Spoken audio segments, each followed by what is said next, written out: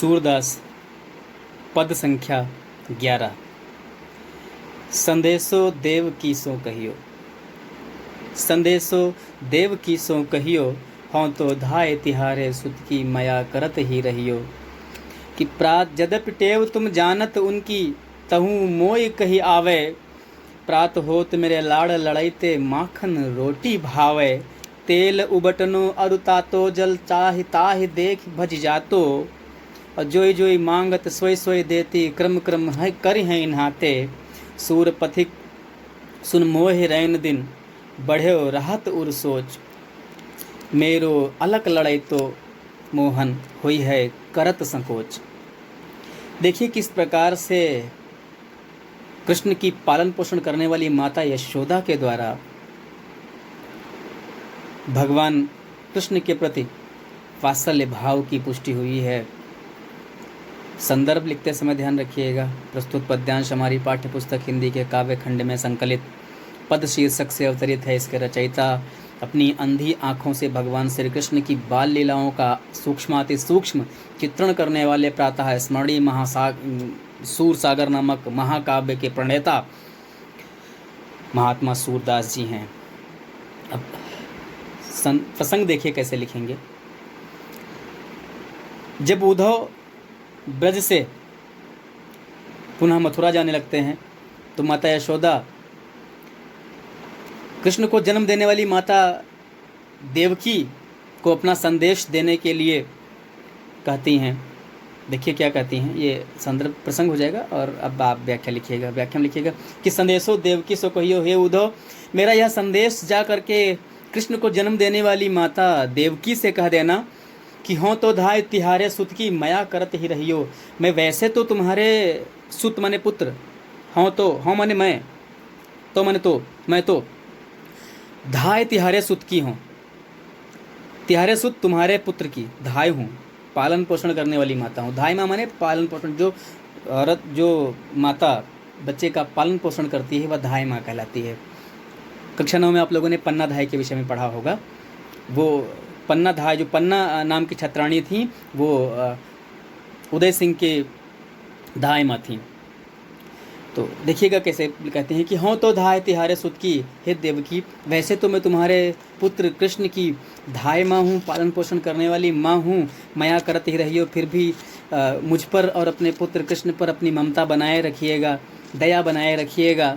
कि जदपि टेव तुम जानत उनकी, तव मोहि कहियावे। तुम भले ही, जदप माने भले ही, टेव माने आदतें उनकी, भगवान कृष्ण की, जानत जानती हो, तुम माने तुम, भले ही तुम कृष्ण की समस्त आदतों से परिचित होगी, लेकिन क्योंकि मैंने उनका पालन पोषण किया है तो मेरा कहना अधिक उचित है। इसीलिए मैं तुमसे कहना चाहती हूँ, तऊ मोहि कही आवे, तब भी मुझे यह अवश्य कहना चाहिए, बताना चाहिए, क्योंकि मैंने पालन पोषण किया है कृष्ण का। कि प्रात होत मेरे लाड़ लड़ैते, प्रात होत सुबह होते ही मेरे लाड़ लड़ैते, मेरे लाडले कृष्ण को माखन रोटी भावे, माखन रोटी अच्छी लगती है। माता यशोदा कहती हैं कि भले ही तुम भगवान कृष्ण की समस्त आदतों से परिचित हो, लेकिन फिर भी चूंकि मैंने उनका पालन पोषण किया है तो मुझे यह कहते बनता और मुझे कहना भी चाहिए, इसलिए मैं कह रही हूँ कि सुबह होते ही मेरे लाडले कृष्ण को माखन रोटी अच्छी लगती है। इसके अलावा वह कोई और वस्तु नहीं पसंद करता, किसी और खाद्य पदार्थ को हाथ भी नहीं लगाता है। और तेल उबटनो और तातो जल ताहि देख भज जाते। यहाँ तो तेल, साबुन और गर्म जल देखते ही, उसे देखकर कृष्ण दूर भाग जाते थे, बुलाने से भी पास नहीं आते थे। और जोई जोई मांगत सोई सोई देती, क्रम क्रम कर हैं नहाते। फिर वो जो कुछ मांगते थे उसी क्रम में उन्हें देती थी, और इस प्रकार से वे अपने आप ही स्वयं ही स्नान किया करते थे। किसी के स्नान कराने से वे स्नान नहीं करते हैं। सूर पथिक सुन मोर रैन दिन, माता यशोदा अपने हृदय की व्यथा बताते हुए उद्धव से कहती हैं कि सूरदास जी कहते हैं कि माता यशोदा अपने हृदय की व्यथा बताते हुए उद्धव से कहती हैं कि हे पथिक, हे उद्धव सुन, मुझे सुनो।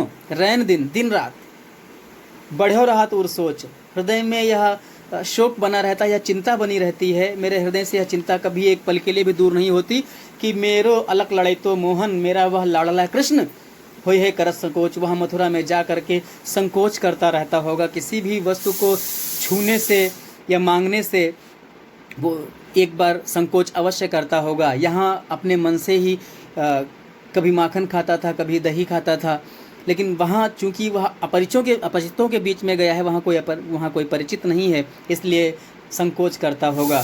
तो हे देवकी, तुम उनके इन आदतों के विषय में जान लो और उन्हें क्या पसंद है क्या नहीं पसंद है, उनके समय पर उन्हें देते रहना।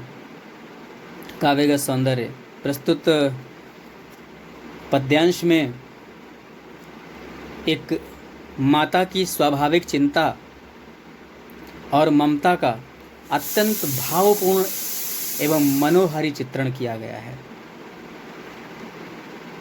भाषा ब्रज, शैली गीतात्मक, रस वात्सल्य, गुण माधुर्य, शब्द शक्ति, अभिधा और लक्षणा, अलंकार, अनुप्रास, और यहाँ देखिए जोई जोई, सोई सोई, क्रम क्रम, इन शब्दों की आवृत्ति हुई है तो पुनरुक्त प्रकाश अलंकार, अनुप्रास और पुनरुक्त प्रकाश अलंकार हो जाएगा। छंद गेय पद।